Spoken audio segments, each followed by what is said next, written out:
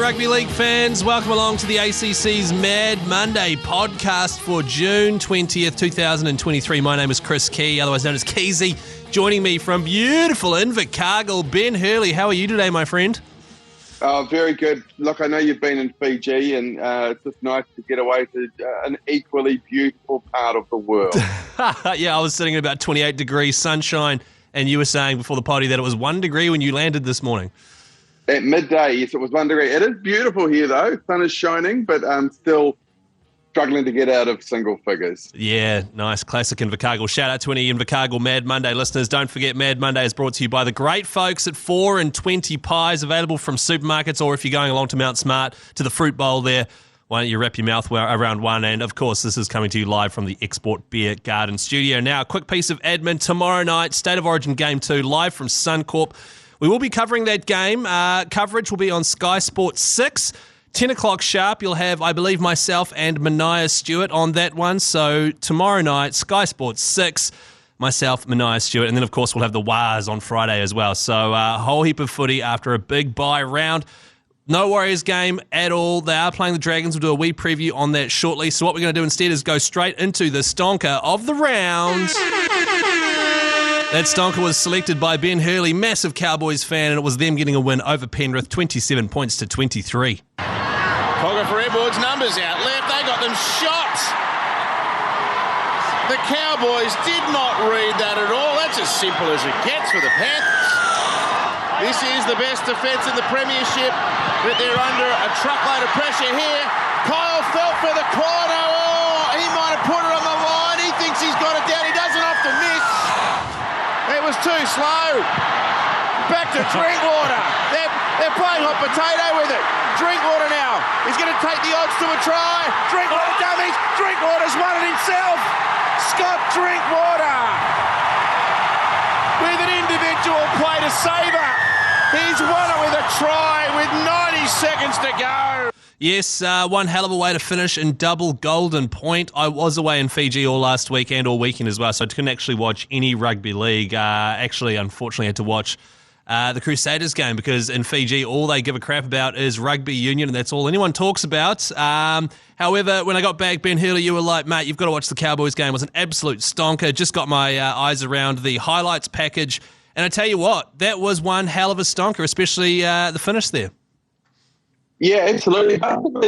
The Cows just stayed in touch the whole time. If you just listen to the commentary, you'd think that they were losing by 40 points. They were getting absolutely hammered by the Fox League commentary team, but they were only ever about 8 points behind. I think that was the worst they were going into the second half. And then you don't see it often, but a double field goal, like one each side, that's right, to put it into golden point.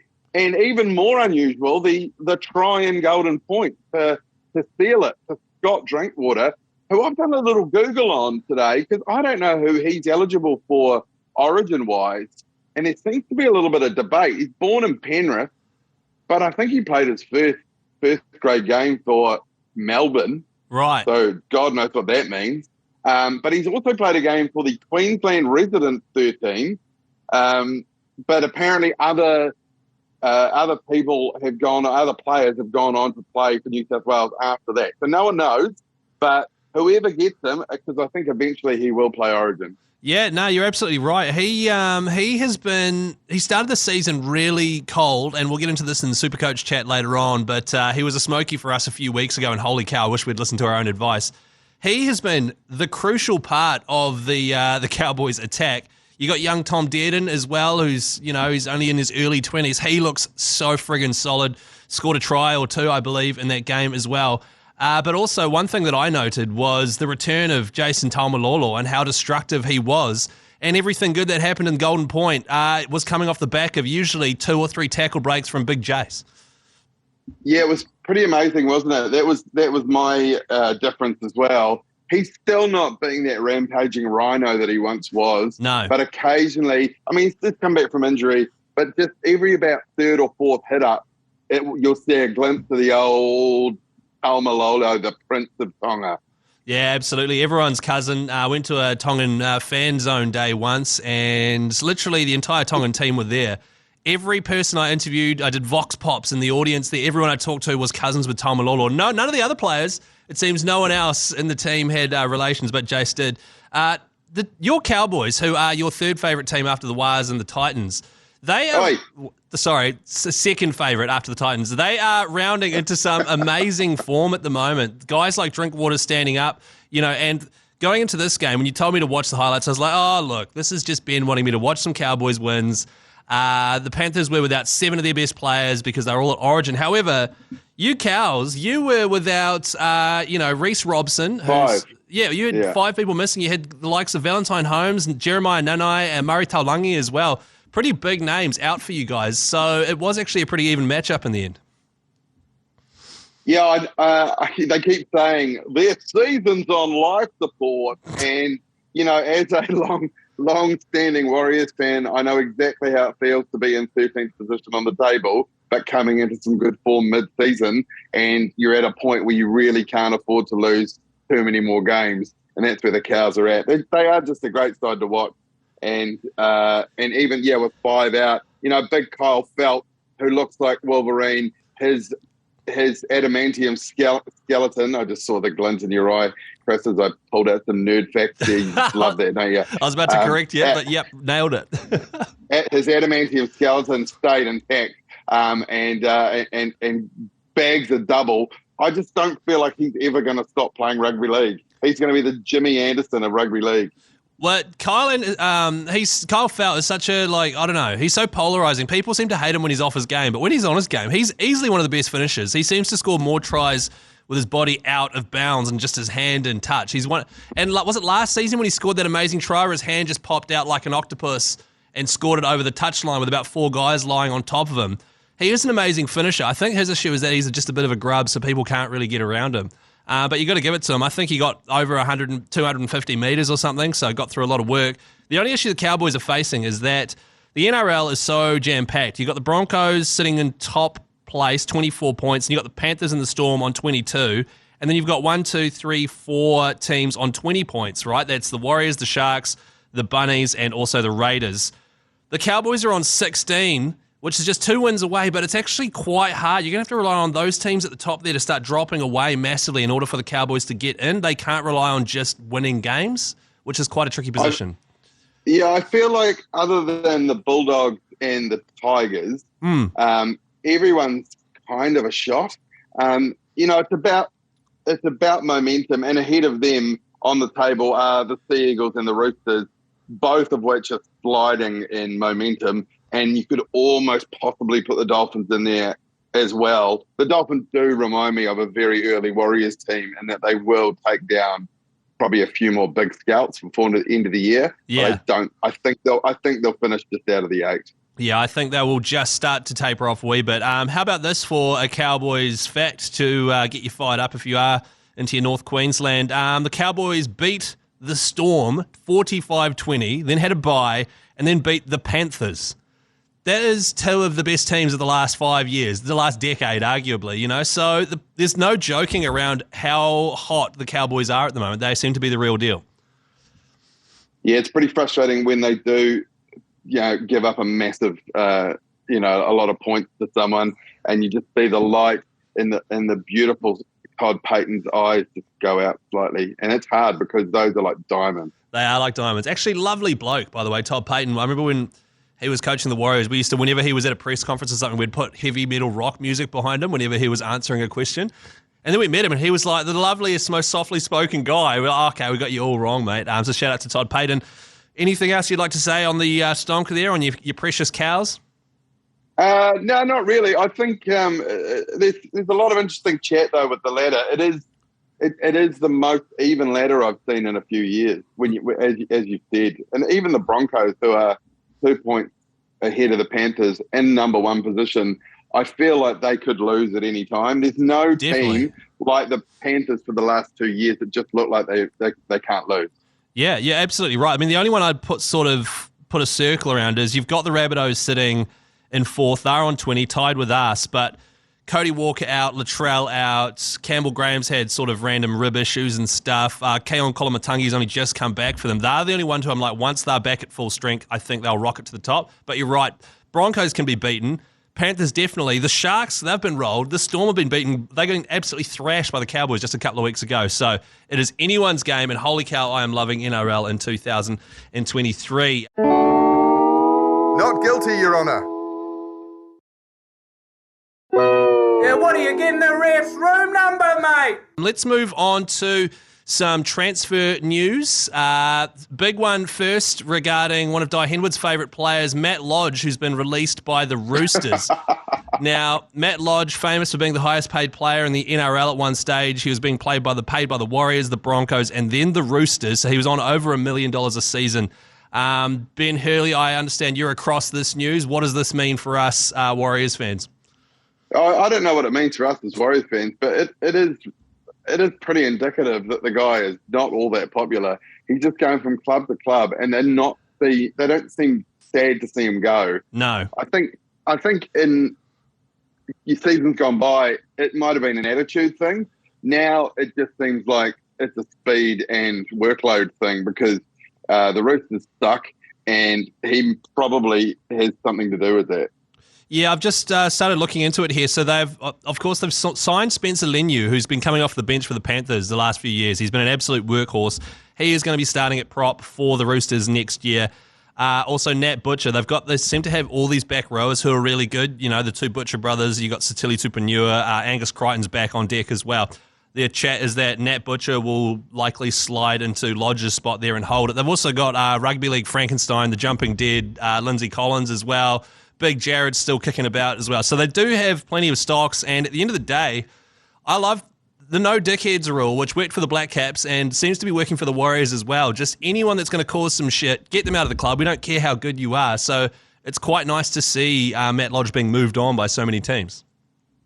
Yeah, so the other one is, and this definitely doesn't seem like an attitude thing, is Ben Hunt. It's been a lot of headlines and a lot of chat over the last week. He wants to leave the Dragons.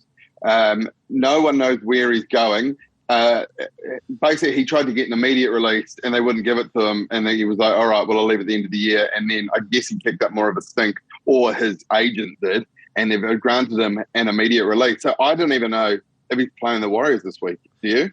No, he's involved in Origin camp as well, Ben Hunt. So yeah. I doubt he'll be playing against the Warriors, which means I can sense a massive Warriors ass whooping. Hopefully, anyway, that's what my spidey senses are sensing for this week.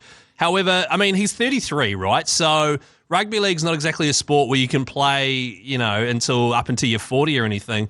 And the poor bloke, he's been at the Dragons, and they have just been shitting the bed over and over again. You think they're about to go right, and then Paul Vaughan has a barbecue during COVID, and then, all these, they just sign all the wrong players, make all the wrong decisions. They're the kind of club who will bring in a Matt Lodge.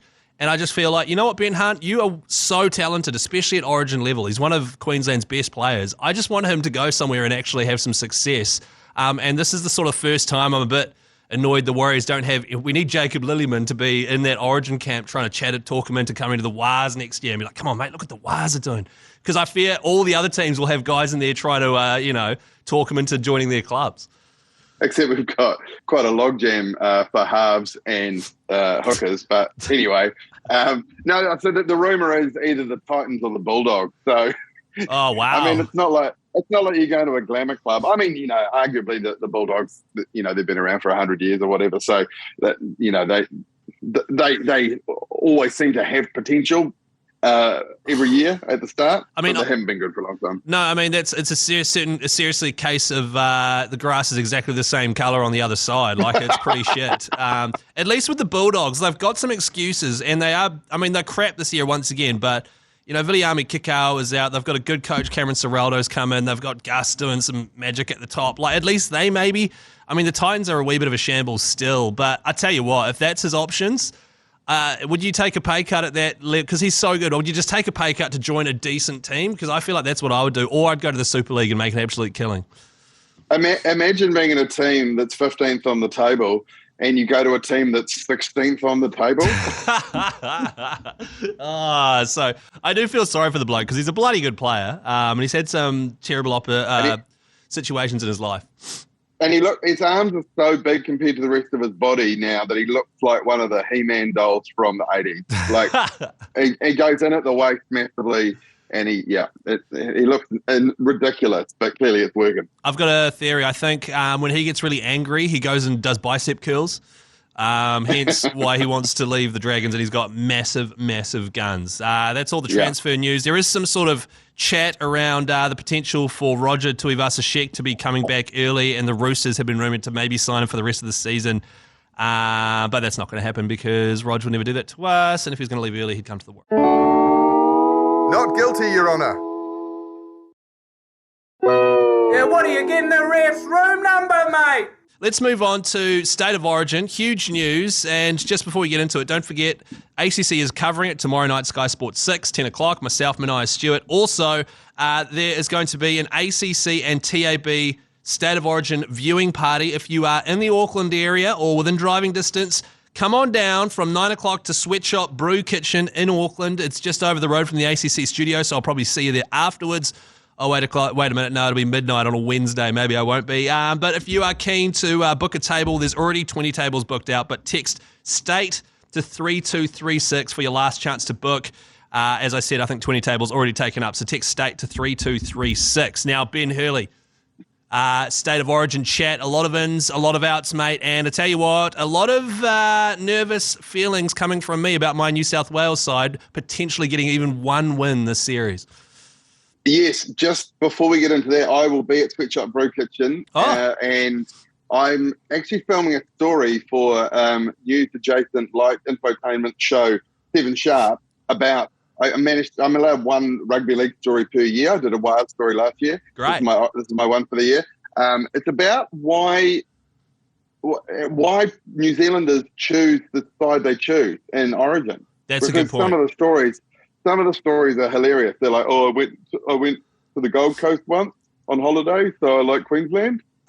And so I want all those stories as to why, and because people are really vehement about their team. They love their team one way or the other. Shit, but sometimes the reason is so ridiculous. Well, I'm a big New South Wales fan. This is take me, for example. I went to New South Wales once. I've been to Sydney once. It was for 24 hours for a work trip, and then I was back again. I've been to Queensland 7 times.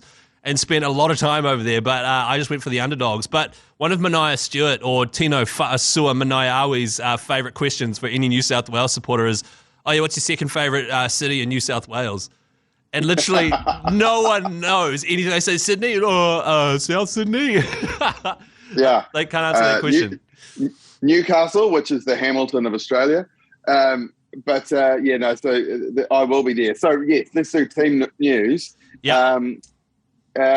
Billy Slater's made 3 changes to the victorious Maroons. Tom Gilbert, Jai Arrow and Selwyn Cobbo, all out with injury. Jeremiah Nanai comes in, who's not been in good form and also got suspended for like 8 weeks for ripping someone's head off. That's right. Putuaki comes in, and so does Xavier Coates, who I'm not a massive fan of, but he'll do a job. Well, I think Coates is in just because why is Cobbo out? Was he injured or something? I think Selwyn's injured, so that's why Coates has been pulled injured, in. That's not really a like for like. I mean, Selwyn Cobbo scored 2 tries in that game 1, and they were 2 of the easiest tries. Like literally, you could have scored them, Chris Key. Wow, thanks, man. Thank you. I've taken that as a compliment. You've also got the big ginge, Corey Horsburgh, coming in. I mean, that's got to add a bit of literal fire to the old furnace. Not that you guys needed any more of it. Corey Horsburgh, one of my favourite players. Yeah. It's going to be a hell of an assignment for the Blues to go there and try and win at Suncorp Stadium. Here's my question for you. I'll give you the team news for the Blues, and then I've got a question for you, Chris Key. Right? Can't wait. Now, Damien Cook returns because Coruscant, his jaw fell off. Mitchell Moses comes in because of Nathan Cleary's out. Atuka Manu comes in and Reece Robson both come in. They are replacing Tavita Pungo Jr. and Nico Hines. But let me ask you this. Do you think they would have dropped Nathan Cleary regardless of him being injured? No, definitely not. No, I think Nathan Cleary would definitely be there. What it's done is thrown a massive spanner into the works because they literally built the entire back line around Nathan Cleary I like that they're sticking to their guns with Jerome Luai. I also think what's made this whole thing a lot easier is that Latrell Mitchell is injured. Cody Walker is now injured as well. And if they were going to do anything, pivoting to that whole Rabbitohs, like imagine if they had Latrell, Cody, Campbell Graham, and then Damien Cook providing service. Like that would have been so good. They can't do that. So what they've done instead is switch out what I think is the closest sort of style of halfback to Nathan Cleary. They've brought in Mitch Moses because he can sort of plug in, whereas Nico Hines sort of runs all over the shop, and he's very different style of player to Nathan Cleary. A lot of people are up in arms about that. I am one of those people as well. However, after seeing how Nico has played the last couple of games and how he even played in his Origin debut, he was part of the reason that Queensland managed to score towards the end there.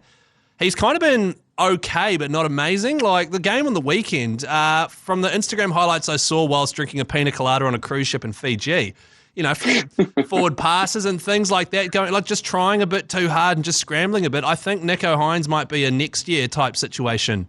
But for a Queensland fan like you must be licking your lips at the prospect of taking on this team at Suncorp with one win already in the bag. Yeah, I know Mitchell Moses is a talented player, but he's also quite boring. Yeah, he's a boring selection.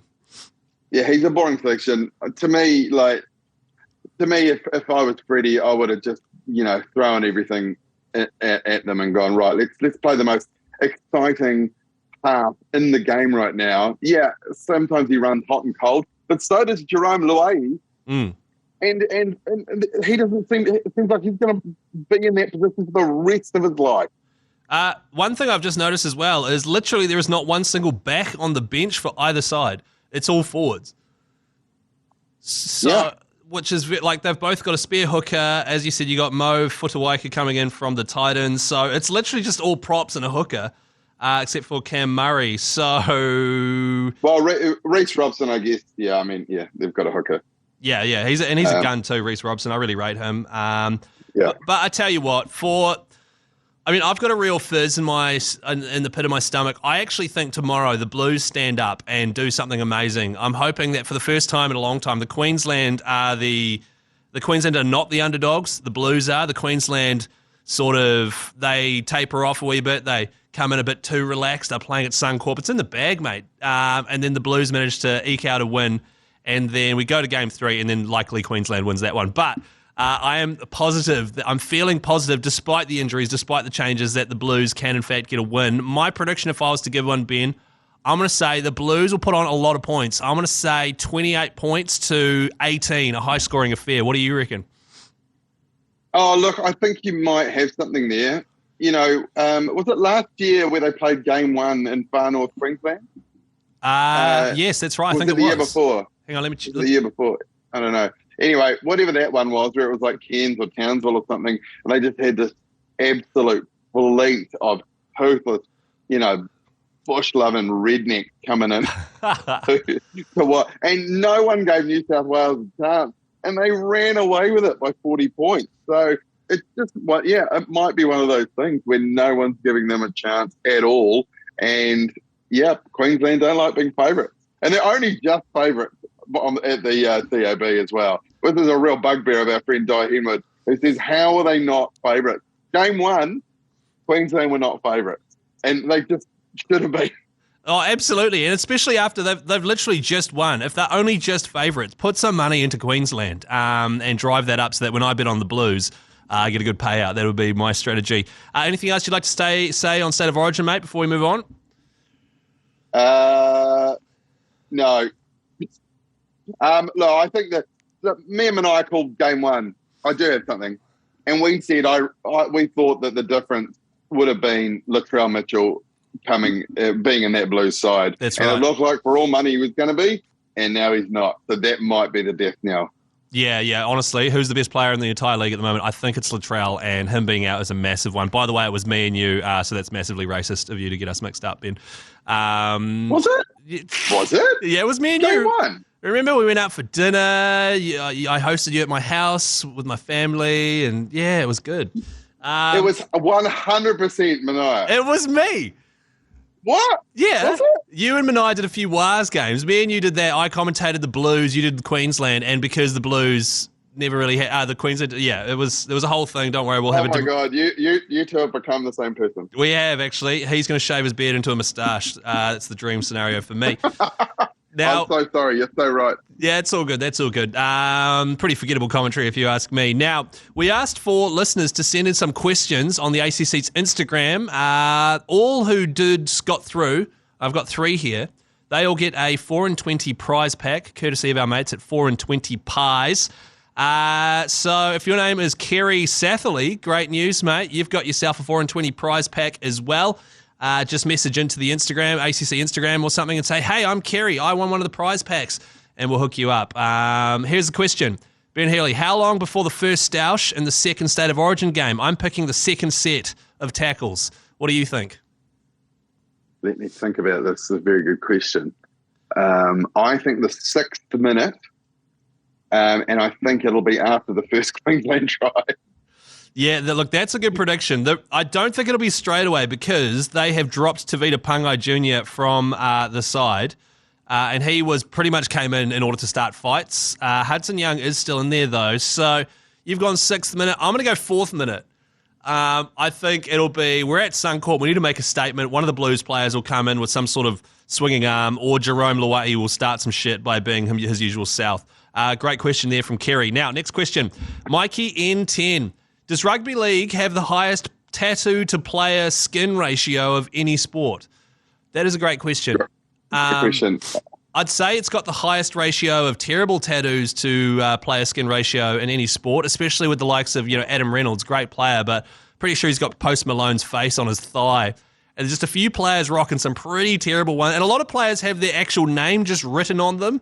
Matt Lodge has got like a big, weird tramp stamp on his lower back. He's got like an eagle on his... some chockers out there, Ben Hurley. Yeah, maybe the only other one is like UFC. I think it's up there with UFC for tattoo to skin ratio. Yeah. But who was it? What was the guy, the old Dragons fullback? Reynolds? Was his name? Carney? What was his name? No, not all. He was a full sharker. of tattoos as Yeah, well. yeah. He was sharks. Oh, no, I can't remember his name now. But yeah. The thing is, for everyone who doesn't, there's someone covered. So it averages out to pretty high. That's right. And we're talking terrible tattoos, by the way, not just tribal ones either. So great question there from Mikey. And third person who has won themselves a 4 and 20 prize pack, Liam.Brown_224. What is the most underrated ACC nickname? Now, that's a tough one because here at the Rugby League, we don't actually have a lot of nicknames. Ben Hurley, do you have an opinion on this one? I think it's got to be the newest one. Oh, my God, I've forgotten his name. Oh, no, it's that underrated. Rick James Zelezniak. That's what it is. Rick James Zelezniak. Rick James Zelezniak is my absolute favourite, and it's only 2 weeks old. That's good. I do love Rugby League Zombie, or what was it, Rugby League Lindsay Collins there, or Rugby League Frankenstein, because he does just look like someone made him in a lab, or he was a rugby league player that died and then came back as a zombie with tape around him. If I had to, this is a really tough one because we don't really do nicknames. You know what I mean? Adam, you know why? Do you know why? Because the game goes too fast. Yeah, you're right. Mucking around with nicknames. We don't have a 14-minute scrum penalty break. That's correct. Although, gun to my head, Adam Whanua-Kizzy seems to be one that's really caught on around New Zealand. Adam, do you have an opinion, our producer? No, I think, you guys have kind of hammered on the flopping out the Johnson as well, and I feel that's really done work for us there. Yeah, flopping out the Johnson usually leads to a try assist, and of course it is a beautifully shorn Johnson as well, so that's always good. So there you go, 3 awesome questions there from ACC fans, Liam Brown, Mikey N, and Kerry Satherley. Make sure you message us on Instagram, and we'll hook you up with a 4 and 20 prize pack. Now, before we round things off, Ben Hurley, we've got the Dragons coming up this weekend. It's actually Friday night, 10 o'clock game, another late one. I believe I'll be commentating that with Mania Stewart once again. Hopefully the Dragons... So you do it by yourself then? It's just me and a mirror. Putting on two lots of voices. Me and a fake beard, which I just remove every now and then. It's 10 o'clock Friday night. The Dragons are in all sorts. The Warriors have had a bye. They are well rested. We don't get our players back yet. Just quickly looking at the injury bloody ward there up at NRL.com. We get Rocco Berry back next round, Ed Kossi back next round, Tamaiti Martin back next round, and Dylan Walker back next round. And Jazz Tevanga is still indefinite. So these big players are coming back for the next round, which is awesome. And to be honest, I don't think we need them yet because the Dragons, they're in all sorts at the moment. Yeah, I mean, the whole Warriors can't win away. We've proven that pretty wrong this year. That we took down the Sharks at home. And what was the other one recently? Raiders. 300. Raiders, that's right, yeah. That was fantastic, So, yeah, and as you say, the Dragons are in all sorts. So you've got to go with the Wars by, look, I don't want to be ridiculous, but by 30, I think it's going to be a blowout. Wow, hopefully. I've wanted to see a Wars blowout all season, just a real, demonstration of what we can do on offense.